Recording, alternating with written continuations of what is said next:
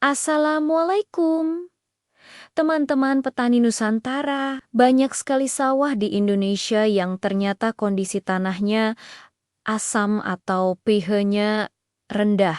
Dampaknya apa? Padi jadi sulit tumbuh, daunnya kemerahan, akarnya pendek, anaknya sedikit, bahkan jadi gampang banget terserang penyakit. Nah, di video kali ini saya akan bahas tuntas semuanya, mulai dari penyebabnya, ciri-cirinya, sampai cara mengatasinya dengan benar dan efektif.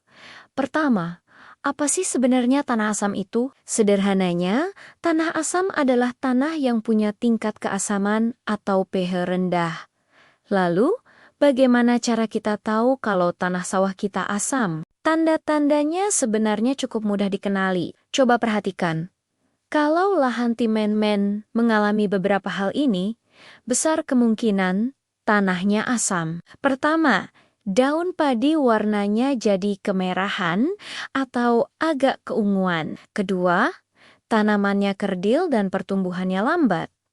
Ketiga, jumlah anakan padinya sedikit. Keempat, kalau dicabut, akarnya berwarna coklat dan pendek-pendek. Kelima, ada jenis rumput tertentu yang malah tumbuh subur. Dan yang paling sering terjadi, setelah kita pupuk, tanamannya tetap saja tidak kunjung hijau. Nah, apa sih penyebab tanah jadi asam?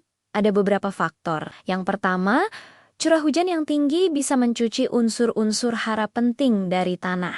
Kedua, penggunaan pupuk urea yang berlebihan juga bisa membuat tanah semakin asam. Ketiga, jerami sisa panen yang tidak terurai sempurna akan berubah menjadi asam organik. Keempat, penggunaan air dari rawa atau air yang tergenang terlalu lama. Dan terakhir, bisa jadi bahan asal tanahnya memang sudah asam, seperti tanah gambut atau tanah ultisol. Oke, sekarang kita masuk ke bagian terpenting. Bagaimana cara mengatasinya? Ini adalah cara-cara yang paling efektif, aman, dan sudah umum dipakai oleh petani-petani hebat di seluruh Indonesia. Cara pertama dan paling ampuh adalah dengan menggunakan kapur pertanian, atau biasa kita sebut kaptan atau dolomit. Tujuannya adalah untuk menaikkan pH tanah. Dosis umumnya sekitar 1-2 ton per hektar, atau kalau lahannya lebih kecil, kira-kira 100-200 kilogram untuk lahan 1000 meter persegi. Untuk bahannya, teman-teman bisa pilih dolomit yang mengandung kalsium dan magnesium, atau kaptan yang kandungan kalsiumnya tinggi. Waktu terbaik untuk aplikasi adalah sebelum tanam, saat lahan dalam kondisi kering atau macak-macak. Ingat, jangan dicampur langsung dengan pupuk urea ya. Cara kedua,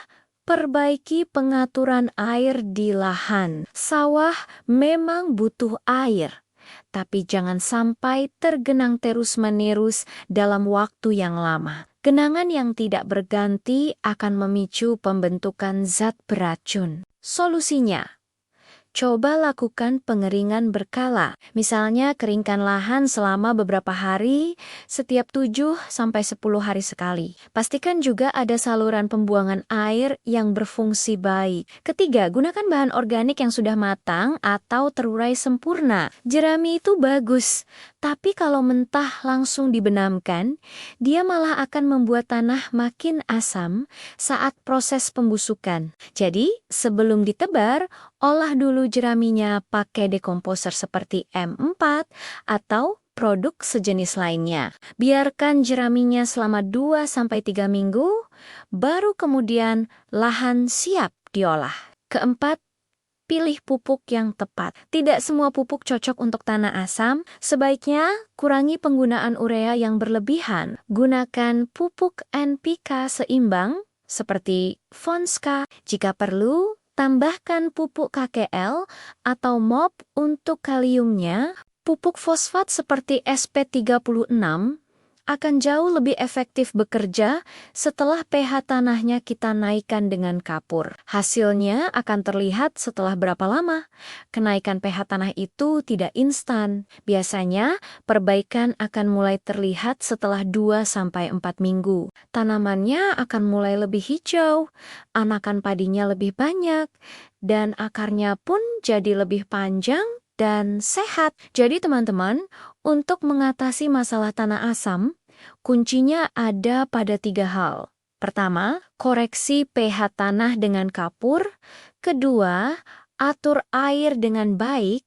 Dan ketiga, gunakan bahan organik yang sudah matang. Dengan begitu, sawah kita bisa kembali subur dan hasil panen pun melimpah. Semoga informasi ini bermanfaat ya. Jangan lupa untuk bagikan video ini ke timonmen petani lainnya. Terima kasih sudah menonton, sampai jumpa di video selanjutnya.